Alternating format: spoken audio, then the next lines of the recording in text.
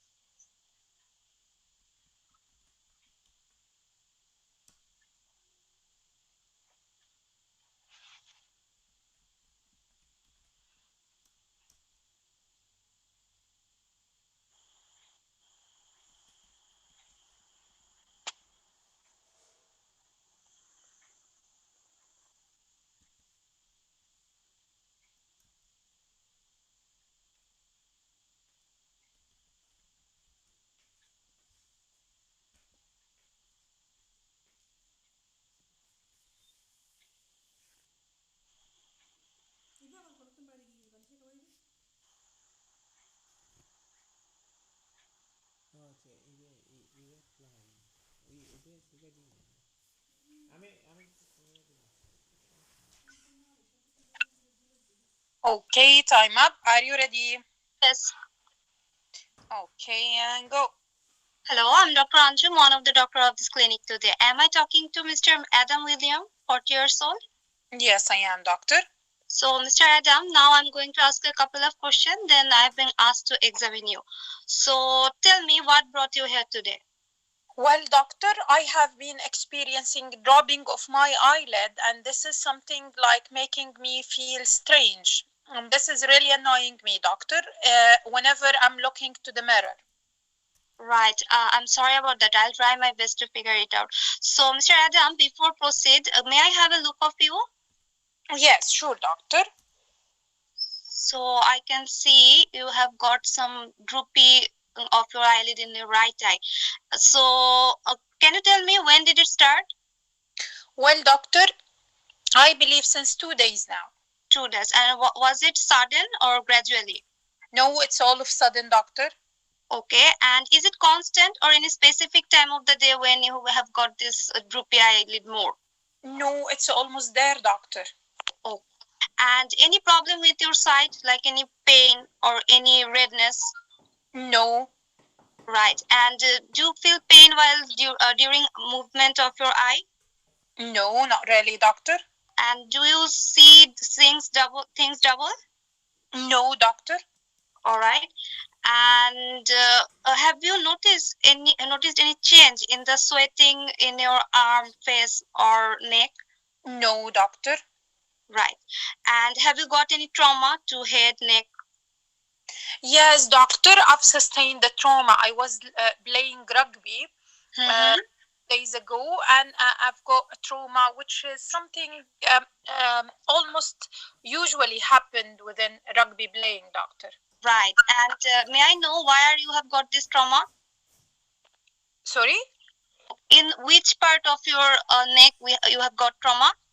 Well, doctor, I wouldn't be able to remember. I believe it's over the neck, but I'm not sure whether on the right side or the left side. All right. So, have you got any headache? Yes, doctor, I've got headache. And for how long? Can you please describe the headache for me? Almost the same duration, doctor, 2 days ago. Right. And which part of your head? All over my head, doctor. And does it increase by coughing, sneezing, or bending forwards like that? No, not really. And would you please grade the pain for me on a scale 0 to 10? Well, I believe it's 4, doctor. Right. And any pain in your face and neck? Yes, doctor, I've got very severe pain over my neck. Right. And may I have a look of your neck? Yes, sure, doctor. So nothing obvious within the neck. All right. So any weakness in any part of your body? No, Any pins and needles sensation? no, And have you got any unintentional weight change? no, Any high body temperature? no, Any lumps and bumps in any part of your body? no, Any cough? no, Any coughing out of blood? no, Right. And any shortness in your breathing? no. So tell me, Mr. Adam, do you have any non-medical condition long term which I should be aware of, or any? Yes, doctor, I used to be diabetic and Mm-hmm. I'm taking insulin for that. Okay. And since how long? Well, doctor, since 10 years now. And are you up to date with your food, eye, and kidney clinic? Yes, doctor. Right. And what are the medications that you are on? I'm taking insulin and metformin, doctor. And what was your last 3 monthly sugar check? Well, doctor, it was 6.8. Right. And any history of stroke or mini stroke or heart attack? No, Do you feel pain while walking? no, And you don't have any problem with your vision? And any change in your water work? no, And have you undergone through any neck surgery or any surgery? no, All right. Any family history of note? no, doctor. And what do you work at all? Yes, doctor, of course. And what is it? I'm working as an actress, doctor. And so it seems like this symptom affecting your daily life and job, right? Yes, doctor, it's affecting me a lot. I'm sorry, I'll try my best to involve the support services. So do you drive? Yes, doctor. All right. And is this affecting your driving? I don't think so, doctor. But it would be better to review it by DVLA. Does it make sense? Yes, doctor, it All is. right. And would you mind telling me if you smoke? I used to smoke, doctor, but I've quit smoking since 5 years now. That's great. And may I know about your drinking habit? Yes, doctor, I'm drinking, but occasionally only. I've never exceeded the limit. Right. And I'm going to examine you. So would you please lift your eye for me? Okay, so I wouldn't be able to do so? All right. And then I will check the pupil size and shape and color. Okay, so the color, it's almost the same color with the other hand. The size, it's a small sized pupil, non-reactive to light. Right. And I'm going to shine your light. And can you see my face? Any missing part? No, there is no missing parts. I'll check the visual acuity, then I'll check the H-shape movement. Look at my finger without moving your head, and if you see any double or pain, just let me know. 2 minutes remaining. Brilliant. So no ophthalmoplegia, no diplopia. So then I'll check the neck for any swelling, scar mark, or any lymph node. No scar marks, no swelling, but seems that the neck tender. All right. So then I will check the hand for pulse and any wasting of the small muscle of the hand. Okay, no small muscle wasting. The pulse is regular, average volume. The rate is like outside. Okay, then I will quickly check the power, and then I will auscultate the chest for any percuss the chest for any dullness and position of the trachea. Okay, so the weakness is almost maintained. Percussion is resonant within biapices and no tracheal shaft. Okay, and then I'll check the sensation in the C8 and T1, and then examiner, I'd like to check the sweating test. Okay, no need, doctor. So is there anything particular that you are concerned about? Yes, doctor, sure, I'm concerned. What do I have? Why I've got this dropping over my eyelid? Right. So from our discussion and examination I have done, it seems like you are having a condition in our medical term which we call Horner's syndrome. It's a condition you are having this droopiness of your eye and you have got some problem in the size of your pupil due to a compression of the nerves which is supplying your eye during you have when you have got trauma during playing.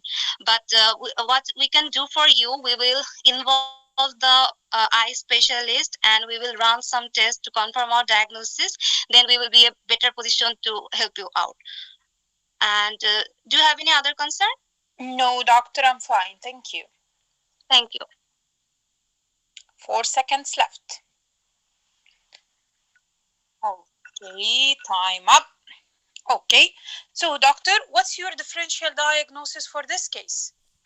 My diagnosis is Horner's syndrome, as evident by there is unilateral partial ptosis, meiosis, and enophthalmos, as there is less superficial, and I have got some differential for this Horner's syndrome, as there is um, uh, no affection of the sweating. So my DD is most probable it could be trauma, it could be carotid artery dissection, as the patient have got diabetic as a risk factor, and it could be carotid artery aneurysm. But I will run some tests to confirm my diagnosis. Any other differential diagnosis? It could be cervical rib. Okay. And it could be Pankos tumor, but against this, he has got no findings suggestive of Pankos tumor. And most probable site is pre-ganglionic, post-ganglionic, as there the sweating was not involved. But okay. Within the post-ganglionic type, did you think about cluster headache? Yes, you asked about any autonomic dysfunction like runny nose or runny eyes? I asked about headache and runny eyes, but didn't ask about runny nose. Okay, you didn't ask about runny eyes. You've asked about sweating in general, Dr. Tashnova. Am I right? I asked any pain and discharge from eye. Okay, that's fair enough. Okay, so brilliant. Yes. You've done brilliant, mashallah. This is my girl. I'm really proud of you. Thank you, ma'am. All because of your fear. Thank you. you. Really scared of me. Thank you. You've done really brilliant. So my only comment that you've started examination very, very, very late. And within the reality, within the exam setting, you wouldn't have this time to examine all of those things. Just try to examine as early as possible. So, ma'am, would it be better if I examine after symptom analysis and history, and at the same time I examine and take the social history? So yes, it's going to be fine. And within your case, once you've got its post-ganglionic cause of Horner syndrome, no need to exclude the pre-ganglionic, no need to exclude the central types of Horner syndrome. Go directly and examine for post-ganglionic type. If you got time, exclude the others. If you don't have time, already you've excluded that by sweating. All right. Okay. So you've done really brilliant. So let's just wrap up this case. Yes, this case called Horner syndrome. Sorry, ma'am. Yes. Can I ask a question? Yes, sure. So, ma'am, I have read this Horner syndrome for the from OST book, and there it's written that I would like to the sweating test would be done by pen sliding or sweating test, but I didn't get it. What is this? Okay, so it's not your job. Your job is, or your task is only to ask about sweating of the patient. Assessing sweating, it's not something very accurate. You are going to assess the patient by imaging. Because if the patient told you he got trauma and he has no sweating affection, you are going to do imaging for the neck. And by the way, there is some point that you may lose marks from the clinical judgment that you didn't mention your patient needs admission. Because you are expecting carotid dissection. Yes.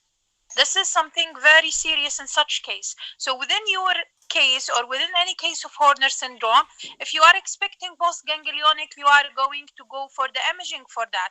If you are expecting pre-ganglionic, you are going to check the thyroid and you are going to check the ABCs of the lung. If you are thinking about central cause, you are going to go for the brain imaging. So no need to assess the sweating because it's something not accurate. This is only by history. Okay, and ma'am, I have got two questions. One you have answered by telling admission, and another question: should I involve the DVLA because the patient have got no problem with visual? Okay, within such case, you are going to involve the DVLA because of it's a serious condition which is a dissecting carotid, and you are expecting loss of consciousness, convulsion at any time. Going to dealing with the Horner syndrome related to preganglionic problem like Pancoast tumor leading to Horner syndrome, no need to inform the DVLA. Okay, ma'am. Thank you, ma'am. Okay, you're welcome. So the Horner syndrome, the patient will present with ptosis, meiosis, anhidrosis, and enophthalmos. It's not going to be a real enophthalmos. It's just a reflection from the ptosis. So those are the things within the Horner syndrome. Horner syndrome, you are going to classify the Horner syndrome upon the anhidrosis. I mean upon the sweating. If there is a sweating problem or not. So how to identify the cause? Two things. The first thing is by anhidrosis. The second thing, if your patient got this Horner syndrome since very long time or since childhood, you can think about congenital Horner.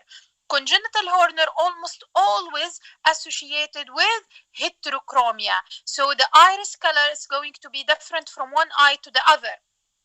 So how would you differentiate the cause of Horner syndrome? By two things. The first thing is the sweating affection. The second thing is the heterochromia or the iris color. So what do you mean by the causes? The causes, it could be central within the brain itself. It could be something preganglionic, pre-sympathetic ganglia. It could be something after the sympathetic ganglia. So central lesion, I mean stroke, multiple sclerosis, syringomyelia, tumor, or encephalitis. And within the central lesion Horner syndrome, the whole body half would be affected.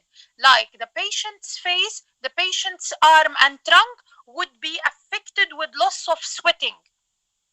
While within the preganglionic type, what do you mean by preganglionic type? Either it's Pancoast tumor, that's why Dr. Tashnova percussed the ABCs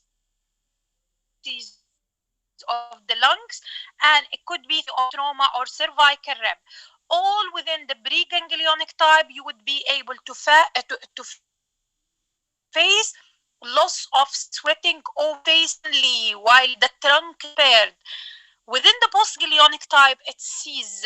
What do you mean by sees? Carotid dissection, carotid aneurysm, cavernous sinus thrombosis, and cluster headache. So all of them would be within the postganglionic type. And within the postganglionic type, the patient almost always have headache. You have to ask about the history of trauma and no sweating affection. So simply within the central lesion, the anhidrosis would be for the face, arm, and trunk, while the preganglionic type, the Horner is the anhidrosis is going to be within the face only, while the trunk sweating is normal. Within the postganglionic type, no sweating affection, no anhidrosis, and this patient has headache and neck pain and almost all of the seizure. How would you investigate and how would you treat your patient? The investigation and treatment to look for the underlying cause. If you are expecting preganglionic type, look for the thyroid and look for the chest ABCs for the Pancoast tumor. If you are thinking about central type, brain imaging and sometimes even spinal cord for syringomyelia. If you are dealing with a postganglionic type, do imaging on the cause if you are thinking about carotid dissection or carotid aneurysm or even cavernous sinus. Is there any question? Ma'am, would you please repeat the investigation? So investigation, it depends upon the cause. What do you mean by the cause? If you are thinking that your patient got central Horner, go for the imaging of the brain as well as the upper spinal cord for syringomyelia. If you are thinking that your patient got preganglionic type, go and examine the thyroid and do imaging for the chest, especially the apex of the lung. ABCs, both apices. Then, if you are thinking that you are dealing with a post-ganglionic type, you are going to take a very detailed history, whether you are dealing with the neck problem, I mean carotid, or you are dealing with the carotid pathway within the cavernous sinus itself. So you are going to deal with the brain imaging. So it depends upon the history and it depends upon the examination within this case. Is it clear, Dr. Tashnova? Yes, ma'am. And ma'am, what are the exam case of Horner syndrome? Horner syndrome exam cases, while whether it's going to be the same like your case, the patient presented with neck trauma, neck pain, and Horner syndrome, postganglionic type, no anhydrosis. The second case is going to be related to Pankhurst tumor. So the patient presented with a preganglionic type, Horner syndrome, got anhydrosis over the face only while the trunk is spared, as well as your patient got history of smoking and sometimes even hemoptysis. All right. Okay. Any question? Yes, madam, I have a question. Yes, sure, Dr. Hamad. Madam, this case, we are totally dependent on that whether there is a sparing of the face or whether central or peripheral causes. We are depending on the perspiration or yes, sweating. If the patient, if we don't get any good clue in this question, what would be our strategy to find the cause of this Horner? What do you mean by there is no clue? Do you mean no clue? I mean from the patient? Yes, from the patient. If don't give us good information, is it possible? Well, if there is no clue, like do you think that your sweating has been affected after this dropping of the eyelid? Well, doctor, I'm not sure. So there is no clue. Your approach is going to be toward the headache and neck pain first. This is the most important thing. Then you are going to ask about weakness, because most of the central causes leading to weakness as well. Then after that, go toward the thyroid and Pankhurst tumor. Most probably your case got Pankhurst tumor. Okay, thank you very much, madam. Thank you. Okay, you're welcome. Any question? Doctor, regarding the approach examination, the same question asked previously. Should, if the patient is not sure about the hydration and hydrosis, should I start by looking at the hand, then I will go to the neck, the upper chest and the lower limb, because in the hand, I found burn or charcot joints that may point to syringomyelia. In the neck, I will go to thyroid scar, or I feel the cervical rib, and then go to the upper chest for auscultation, and the lower limb Babinski sign, at least to rule out the stroke or even syringomyelia. And if I have a time, then I will go to cerebellar examination or even dissociate sensory loss of syringomyelia. Okay, so this is a brilliant question. I'm almost always saying the same within the examination. Examination, please start general. What I mean by please start general: hands, pulse, then proximal myopathy, then after that go for the eyes and mouth. So starting general is going to give you too many data. So once you've started, let's say you've started with the hand. So there is unilateral muscle wasting. So you are thinking that your patient got Pankhurst tumor. You've locked it to the hand and you found clubbing. You are dealing with Pankhurst tumor. Then after that, go for the pulse. The pulse, no need to count the pulse. I'm almost always saying the same. Within station 5, they are going to give you the vital signs from the outside. No need to count the pulse. What shall I do then within the pulse? You are going to check the regularity and the volume. If your patient got AF, most probably you are dealing with stroke. As simple as that. If your patient within the hands or the upper limb got fixed posture, you are dealing with MS or stroke. If your patient got Charcot joint of the elbow or the shoulder, you are dealing with syringomyelia. If your patient got multiple burn sites or multiple burn scars, you are dealing with syringomyelia as well. So that's why starting with the general examination is going to give you too many clues. Then after that, the proximal myopathy. Why proximal myopathy? Proximal myopathy, it could be positive within diabetes cases. So advanced diabetes will give you the clue that your patient diabetic and could be a risk factor for stroke. Then it could be related, it's not exactly proximal myopathy, it could be mono or hemiplegia.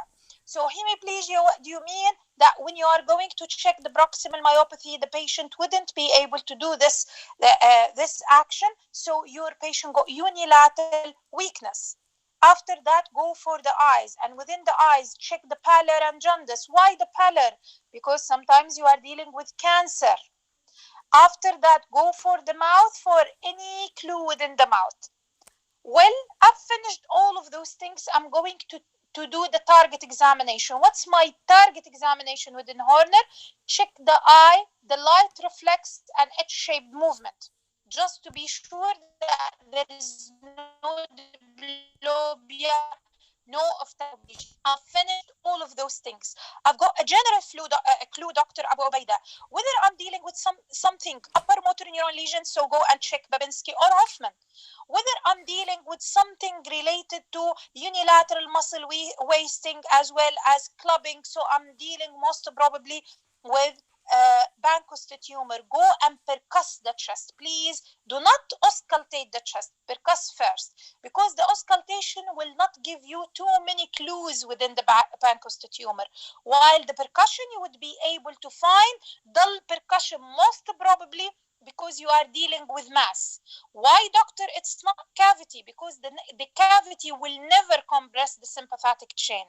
So it has to be a mass. It has to be dull in percussion to percuss to do a kind of pressure for the sympathetic chain. If it's cavity, it's going to be resonant in percussion, but the cavity will never do a kind of compression for the sympathetic chain. So it depends upon your general clue. How would you examine? Start generally. Hands, pulse, proximal myopathy, eyes and mouth. If you got time, go for the things that your general examination pointed toward it. Like if your general examination toward thyroid, go for thyroid. Your general examination toward some of the C's, go toward those C's. Your general examination toward upper motor, go toward Babinski or Hoffman sign. Is it clear, Dr. Abu Ubaida? Yes, clear. Thank you. Okay, thank you. Excuse me, can we see the previous slide, two slides before this one, please? Yes, sure, doctor. Is it this one?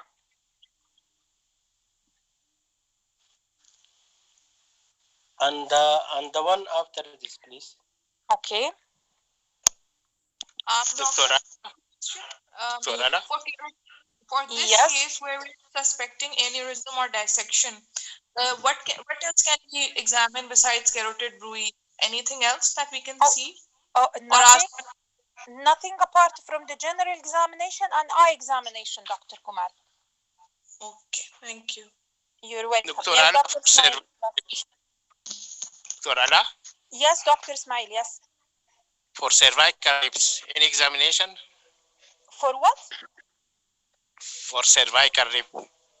Okay, no specific examination for cervical rib. The patient will stated that he got sometimes weakness as well as shoulder pain or sometimes neck pain, but there is no specific examination for the cervical rib. And you will never face a case of cervical rib exam-wise because they are not expecting to diagnose Horner from a cervical rib. Thank you. Dr. Ola? Yes, Dr. Abu Amin. Okay. The question is any part of my field enough for visual field? Any missing part from my face? Yes, this is for the visual field. Is it enough?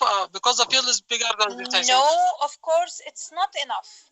But here, you don't need to examine the visual field. You've asked him whether if there is any missing part for the visual field and just to have a quick clue for the visual acuity. But Dr. Tashnova, she is asked for the visual acuity as well. You are going to do the visual acuity before any movement. So check the visual acuity before each shaped movement. But do you see any missing part from my face? It's a general survey. It's not something very accurate. And here you are not expecting visual field effect. So no need to examine the visual field at all, Dr. Abu Amin. Is it clear? Yes, clear, thank you. Yes, clear. Okay. Yes, Dr. iPhone. Yes, sure, Dr. Shabir. No, it's just that this is Horner syndrome. Yeah. It's a very good case. What I want to know if, let's say, the pupil was dilated. Your voice is too low, Dr. Shabir. I don't know whether it's from my side or your side. Okay, is it better now? Okay, it's better. Yes. Okay, yes, Dr. Ala. So it's a good case, Horner syndrome. But let's say if the pupil was not constricted, small, there was no meiosis, but instead it's dilated, and there was ptosis. Okay. What ptosis and dilated pupil. Yes. Yeah. Okay. Most probably it's a third cranial nerve palsy. Yes. But within the third cranial nerve palsy, it's a surgical type. But within the cervical third cranial nerve palsy, almost always you have to find divergent strabismus. I mean, the eyeball, it has to be downward and lateral. Sometimes the downward and lateral divergence, it's not going to be very obvious. So you have to concentrate up on this. So once you've got ptosis plus dilated pupil, it's third cranial nerve palsy. Yeah, so it's down and out, right? So it's down and out. So yes, it's divergent strabismus. Yes, it's downward and lateral. Yes. And this can happen in posterior communicating artery aneurysm of yes, sure. In yes, it's in within the posterior communicating artery aneurysm. This is the most common cause of the surgical third cranial nerve palsy. Yeah, and this is because of the anatomical differences because of the central lesion and the third nerve pulse and the posterior communicating artery aneurysm, right? Because this Horner's central lesion. Yes. One of your causes is stroke. Yes. So I was just thinking the central lesion in Horner's is because of the sympathetic nucleus, isn't it? I mean, when it's affected. Yes. Yes, sure. Yeah, and this anatomy is different from the third nerve nucleus in. No. Okay, this is I've got your point. Yeah. Well, central lesion for Horner syndrome, it's a problem within the sympathetic nucleus. Okay. Yes. So it's a problem within the main source of the sympathetic chain. While within the surgical third cranial nerve palsy, the problem is that the posterior communicating artery aneurysm compressing the third cranial nerve. And the third cranial nerve has been surrounded by this autonomic plexus. When you are going to compress the nerve, you are going to compress the nerve plus the autonomic plexus surrounding the third cranial nerve within posterior communicating artery aneurysm. So that's why within the surgical, you've got paralysis of the autonomic plexus plus the nerve. That's why the pupil dilated. Did you get that? Yes. Okay, yes. So it's not a central cause. It's not the problem with the nucleus. It's not the problem even with the third nerve nucleus. No, it's the compression of the third cranial nerve across his pathway within the brain. Okay, and the autonomic plexus are affected. So yes, because of the dilation. Okay, yeah.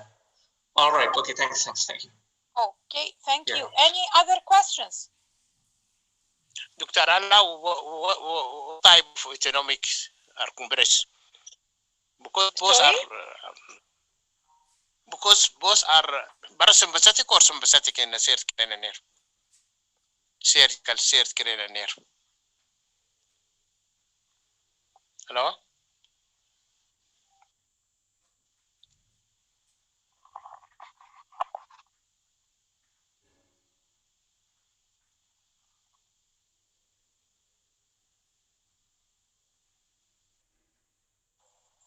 Yes, hello? Anyone there? Hello? Sympathetic chain.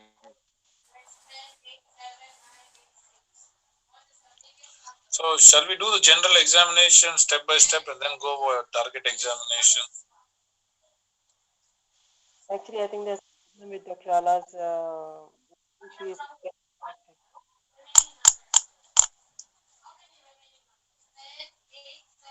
Should we do a complete neurological examination for the patient, head to toe, or what?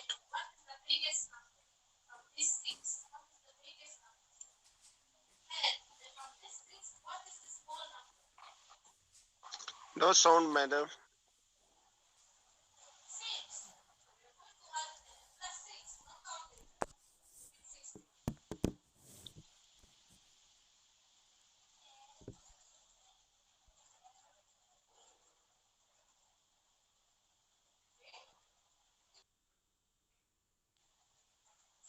I think some problem with her mic. Let's just wait.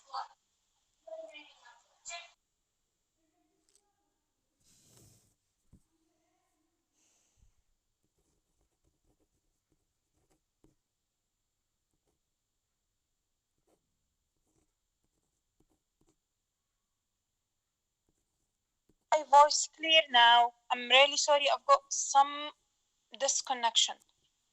Clear, madam. Okay. Oh, Dr. Anna? Yes, One yes, question. Dr. Snipe. Yes, please.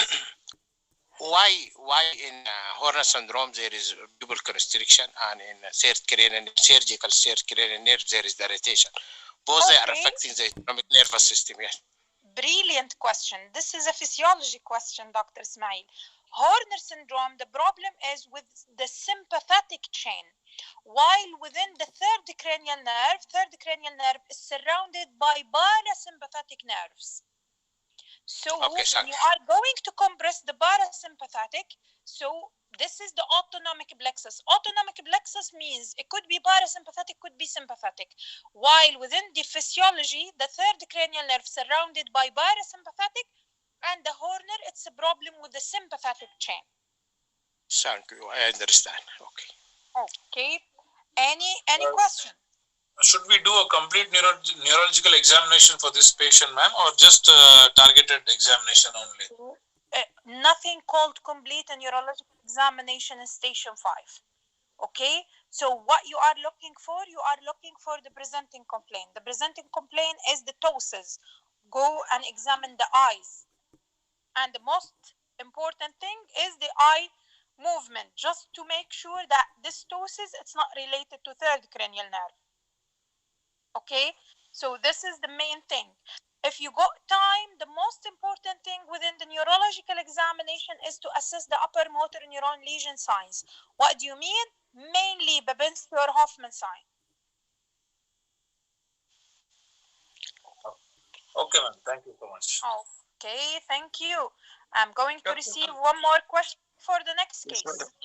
Doctor, yes, please, Dr. Muhammad Allah. Yeah, I have one confusion just for posterior communicating artery aneurysm. Yes. It is not causes Horner syndrome, right? Am I right? No, it is not Horner no, syndrome. Only third nerve palsy yes. causes ophthalmoplegia and surgical eye. Dr. Shabir, you confused the candidate. Okay, yes. Posterior communicating artery aneurysm, completely different topic, just because Dr. Shabir got a problem with that. So, posterior communicating artery aneurysm giving third cranial nerve palsy, affecting parasympathetic plexus, or we've called it autonomic plexus surrounded the third cranial nerve. So, this is a completely different topic, Dr. Alam. Okay, so posterior communicating artery aneurysm will never give the patient Horner syndrome. And it's a very painful condition. So I don't think it will come. It's a very painful eye. Basically, one of the painful third nerve. Yes, it's painful, and you will never face surgical third cranial nerve palsy in your exam. What you are going to face within your exam is going to be medical third cranial nerve palsy. What I mean by medical, the pupil, it's not affected, and the ptosis most probably is going to be complete ptosis rather than partial ptosis within third cranial nerve. What could be the causes? Mainly the medical causes is going to be painless, like ischemia or mononeuritis multiplex. What could be the causes for mononeuritis multiplex? It could be like diabetes, could be vasculitis, could be hypertension, and anything like this. Those are the main things that you may face exam-wise. It's going to be mononeuritis multiplex. Is it clear? Yes, yes. Thank you, doctor. So the eyes will just check the movements, reflexes, and lacrimation. More than enough, Dr. Hashim. Thank you, ma'am. Thank you. Okay, thank you. So let's move to the next case, and any volunteer for the next case? Yes, I would like to do. Okay, Dr. Farhan, this is yours. So just let me... Okay, just let me wrap up this slide. That the ptosis basis wise, please mute your mics, guys. Okay, so ptosis basis wise, it could be bilateral, it could be unilateral. If it's bilateral, exam wise, think about myasthenia gravis, myotonia dystrophica, facioscapulohumeral dystrophy. Those are the main things. Why, doctor, you've wrote already Guillain-Barré and oculopharyngeal muscular dystrophy? Just in a matter of differential diagnosis, you will never face them exam wise. So exam wise, bilateral ptosis, think about myasthenia, myotonia, and facioscapulohumeral dystrophy. If it's unilateral, think about third cranial nerve palsy, Horner syndrome, and myasthenia can appear as unilateral ptosis as well. Okay, so Dr. Farhan, this is your case. And you've got 2 minutes to prepare your thoughts. And go.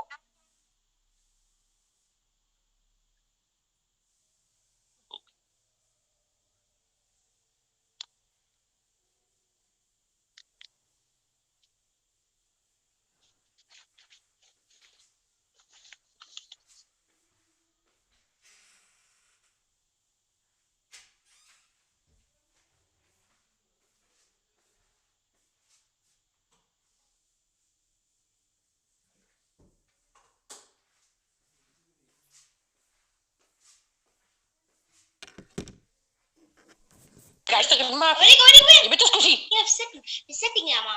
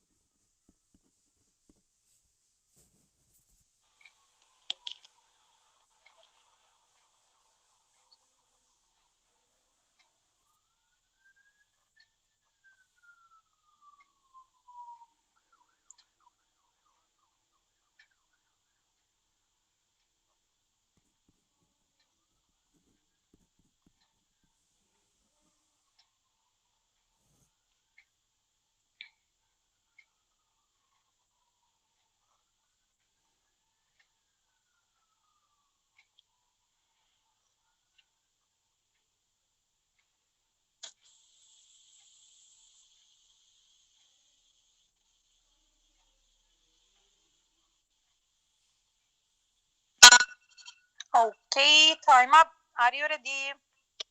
Yes, doctor. Yes. And go. Hello, I am Dr. Farhan, one of the doctors in the medical ward today. Are you Mrs. Martha Webster?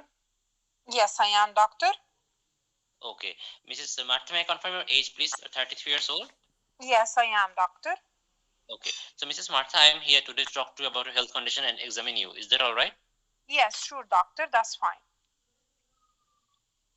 Okay. So could you please tell me what brings you here today? Well, doctor, I have been experiencing redness over my eyes, and this is something really annoying me. I feel like I'm strange. I understand. And could you please tell me exactly when you're having this redness of your eye? Well, doctor, there is no specific time. It just comes and goes of both my eyes. Okay. And when did it start? How many days back? I believe, doctor, a month ago. Okay. And before that, was there any episode of this sort of red eye, or is it the first time you're having this sort of No, episode? this is the first time, doctor, to experience such thing. Okay. May I see your eyes, please? Yes, sure, doctor. So for the time being, I've got no redness, but I've got a photo if you'd like to see it. Yeah, I would like to see the photo of your redness. When you do have? I see. Okay. And so may I know that how long does this redness stay? Well, doctor, there is no specific pattern. Sometimes for few hours and sometimes even for few days. Okay. And do you think these redness attacks are increasing day by day? Yes, doctor, that's right. Okay. And do you think that this with redness you have also pain in your eyes? There is no pain, doctor, but it's a kind of discomfort rather than pain. Okay. Is it something gritty? Yes, that's right, doctor. Okay, I understand. And do you think there is any watering of your eyes or any? No, doctor. No. But do you think that your eyes are dry? Yes, that's right, doctor. I believe so. Okay. And do you feel that your mouths are also dry? Tongues, you feel dry sometimes? Not yes, producing. doctor, that's right. Okay. And do you think that when you look at light, do you have any pain or do you have difficulty in having looking at light? No, doctor. Okay. Do you have any sort of headache? No. And do you have any weakness in any part of your body? No. All right. May I know that do you have any joint pain? Yes, doctor. I've got joint pain. Can you tell me which joints do you have pain? Over my hands, doctor.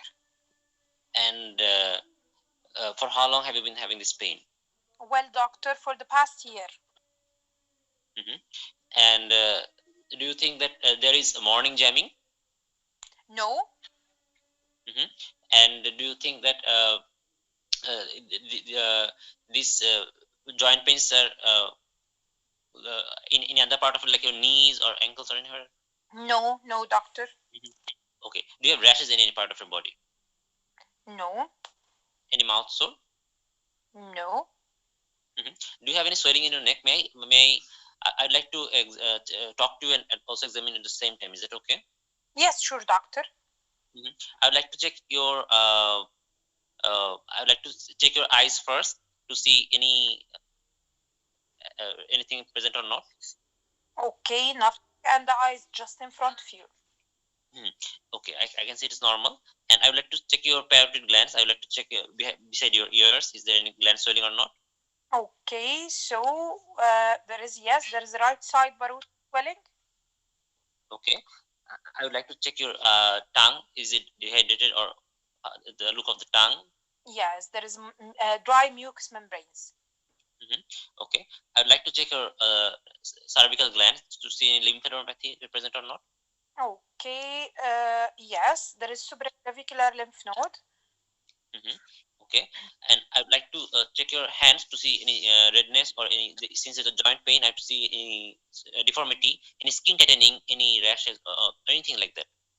Okay, nothing. There is no obvious swelling, no obvious deformity, and no skin tightness. Okay. Do you think your fingers change color when you come in exposure to cold or anything like that? Yes, doctor, I believe so. Okay. And so I would like to know that do you have any specific weather preference? No, not really, doctor. Okay. May I know, do you have any known medical condition? No, I used to be healthy, doctor. Okay. May I know your medicine list? I'm not taking any. Sometimes just I'm taking paracetamol for my hand pain. Any okay. And any over-the-counter medicine? No, doctor, I've told you, apart from paracetamol, I'm not taking any. Okay. All right. Any family history of similar condition? No. Okay. And any family history of any other disease like joint pain or anything? No, doctor, but my mother, she got diabetes. All right. And do you smoke? I would like to ask you personal questions. Is that okay with you? 2 minutes remaining. I used to smoke, doctor, but I've quit smoking a year ago. I really appreciate that. And do you drink? Yes, doctor. With the social limit? Yes, doctor. I've never exceeded the social limit. And what do you do for a living? Well, doctor, I'm a teacher. Okay. So may I know what's the concern today? What do I have, doctor? Why I've got this red eyes? Okay. So Mrs. Martha, after talking to you and after examining you, what it appears to me, you are suffering from a condition. In our medical term, we call it the Sjogren's syndrome. And don't bother about the name. It is a condition of our defense system where the defense system which is supposed to attack against the bugs, in our case, are attacking against our own body parts. In your case, it is attacking your glands, supplying your water glands of your eyes and the mouth, salivary glands, and other joints and skins. So for this, you are having this dry eye and dry mouth and this gland swelling in the neck. So since you are having this dry eye, you are having this redness of your eye due to dryness, and sometimes it can cause some infection also. Okay. Okay. So we'll refer you to the eye doctor, and we'll give you some medicines also, like artificial tear drops, so that it can help to lubricate your eyes and will reduce the this sort of attack of red eye. Okay. Okay. And we'll form a multidisciplinary team forming the eye doctor, joint doctor, and other special doctor who will guide you further. Do you have any other concern, Mr. Smith? No, doctor, I'm fine. Thank you. Okay. I would also like to tell you that if time up. Okay, so doctor, what's your differential diagnosis or what's your diagnosis? So my diagnosis for this lady, Mrs. Martha, is she is suffering from Sjogren's syndrome, and for this she is having this dry eye and maybe keratitis, maybe possibility. Okay.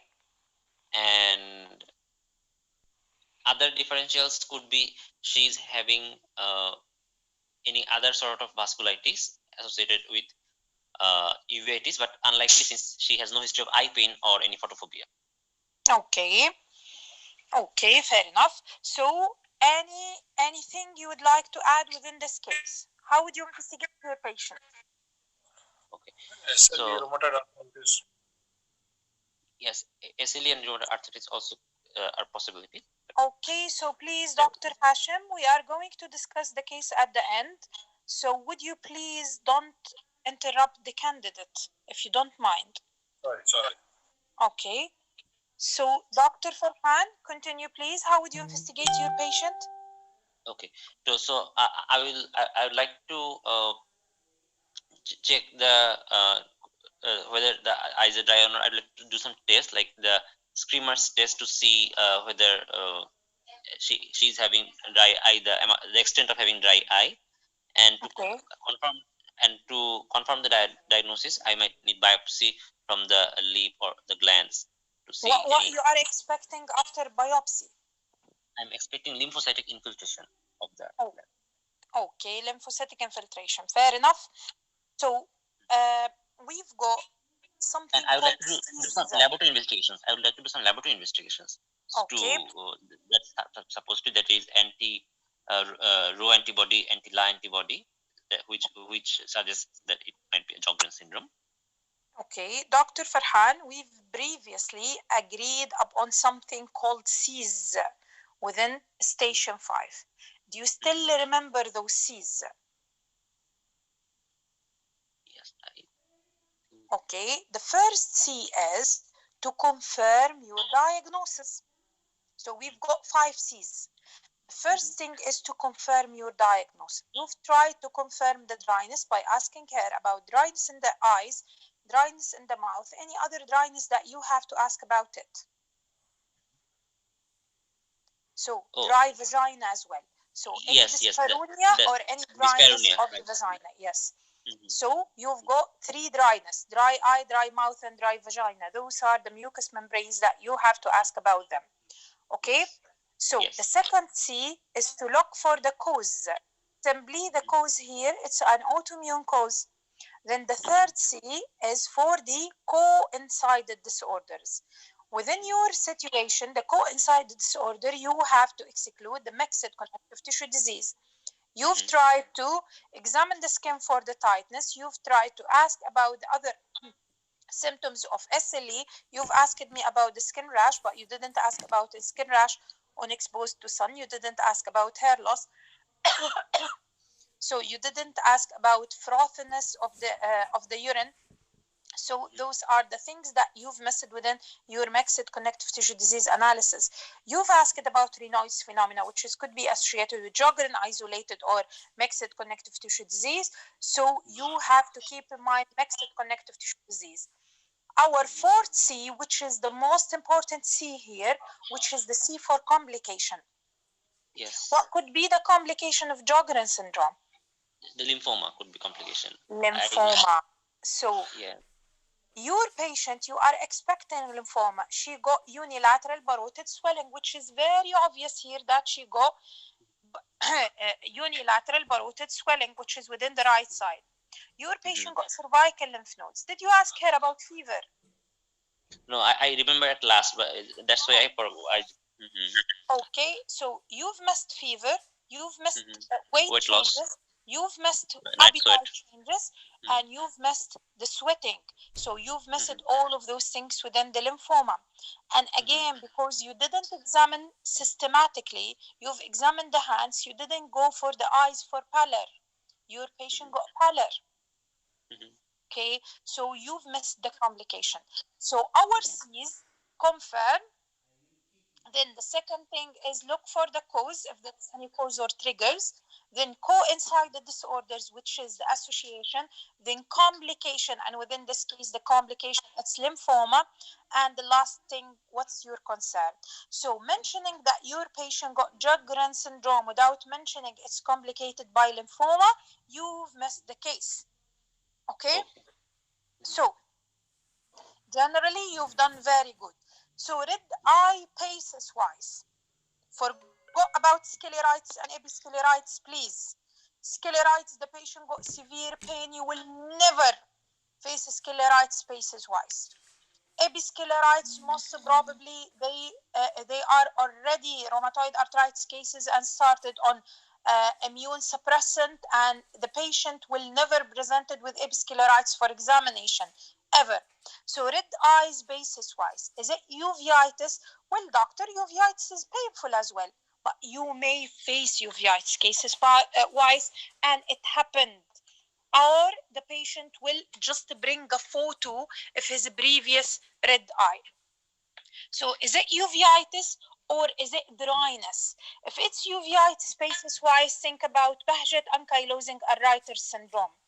If it's dryness, think about Sjogren syndrome. Within Sjogren syndrome, never miss 2 C's. Coincided, which is a mixed connective tissue disease, and complication, which is a lymphoma. Never miss lymph node examination. Within this case, never miss the asking about the signs and symptoms of lymphoma within the cases of Sjogren syndrome and anemia as well. Those are the red eye ptosis ones.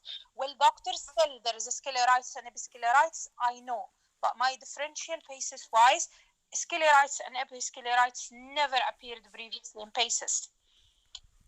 Okay, is it clear? Yes, clear. Okay, do you have any question?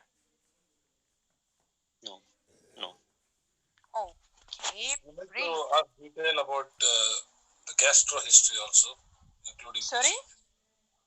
We We should ask also about the gastro history. Gastrohistory. Why it's important within the case of Sjogren's syndrome? It's going to be dysphagia related to dryness. But even if the patient told you that dysphagia is positive, it doesn't. It's not something accurate toward Sjogren. Could be dysphagia because of mixed connective tissue disease related to systemic sclerosis. Just to cover everything, I mean, just to cover the. Yes, that's fair enough. That's fair enough, Dr. Hashim. But however, we are trying to be specific and to the point. Dry eye, dry mouth, dry vagina, there is no other differentials. Did you get that? Yes, doctor, yes. While dysphagia, it could be related to dryness and it could be related to mixed connective tissue disease. Because this patient also had some Raynaud's phenomenon also. Raynaud's associated with Sjogren per se. So Raynaud's, it could be associated with Sjogren, it could be associated with systemic sclerosis, which is the most common connective tissue disease to be associated with, and it could be related to mixed connective tissue disease. Dr. Ana, what is the definitive diagnosis and what is the treatment? Okay, within this, do you mean definitive diagnosis or investigation? Investigation, sir. Okay, definitive investigation simply is going to be biopsy, but you've got a list of investigations. So investigation could be antiscleroderma 70, which is going to be positive as well within Sjogren cases. It could be Schremer test, which is a part of investigation just to see the dryness within the eyes. So you've got a list of investigation, but the definitive investigation, it's going to be parotid biopsy.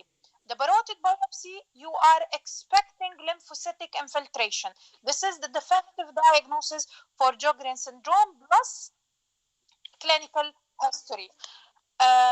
What's the treatment of these cases? So the treatment simply, if the patient didn't develop lymphoma, the treatment is going to be supportive management in form of, the first thing is artificial tear. The second thing is drinking lots of water. The third thing is for the vagina lubricants. So those are the supportive management. For his joint pain is going to be painkiller. So it's supportive management. Is there any chance for steroid? Usually no.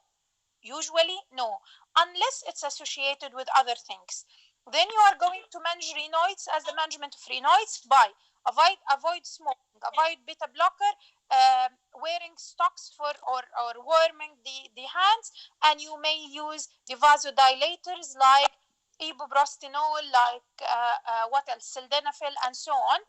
And you may reach up to the sympathectomy for the Raynaud's phenomena. So within this case, how would you manage this case? Simply education and counseling with the patient, mainly supportive management. What do you mean by supportive? Drinks lots of water, artificial tear and lubricant for the vagina if she has no lymphoma, plus regular follow-up for the lymphoma to detect lymphoma very early. If your patient got lymphoma, you are going to manage the lymphoma plus symptomatic treatment. Then manage the Raynaud's phenomena. Raynaud's phenomena got a specific management by education and counseling, avoid cold, avoid smoking, avoid beta blocker, then wearing stocks or warming the hands, then using vasodilator like ibuprostanol or like calcium channel blocker or even sildenafil. If all of those measures doesn't seem to relieve the Raynaud's phenomena, you can go for sympathectomy. Is it clear, Dr. Ismail? Yes, clear, very clear. Thank you too much. Okay, you're welcome. I'm going to receive one more question, then yes, madam, I have another question, madam. Madam, these 5 C's are for spot diagnosis? 5 C's for any station 5 case. You have to keep in mind to ask those C's for yourself. If you've covered those C's within your station, then you've got the full mark or near full mark. Those C's, shall am I able to confirm my diagnosis? Did I do anything like specific for this diagnosis? The second C, what's the cause or what's the trigger? Let's say that your patient got myasthenia gravis. You have to look for the cause. What's the trigger of his myasthenia? Is it recent infection? Is it stress? Is it antibiotic? Is it pregnancy? So the second C for the cause. The third C is for the coincide disorder or the association. So within like myasthenia case, you are going to look for the other autoimmune diseases. Within the rheumatology cases, you are going to look for the other mixed connective tissue disease. For like cases of tuberous sclerosis, you are going to look for the adult polycystic kidney disease. For a case of neurofibromatosis, you are going to look for renal artery stenosis and coarctation of aorta and FEO. So those are the C's, which is coincided. I mean the association. After that, the complication. What's the complication from this condition? So the main complication after Sjogren's syndrome, lymphoma. The complication from the myasthenia gravis is going to be obstructive symptoms like dyspnea, dysphagia, dysphonia. So what's the complication from this condition? Then the last C, what's your concern? So you've got 5 C's. If you've covered them all, you've covered your station 5 case and you've got a full mark. Confirm the diagnosis by unique symptoms or unique investigation, or unique examination. The second thing, what's the cause or the trigger? The third thing, what's the coincided or the association? The fourth one, what's the complication? And the last one, what's your concern? Is it clear, Dr. Hamad? Yes, clear, but.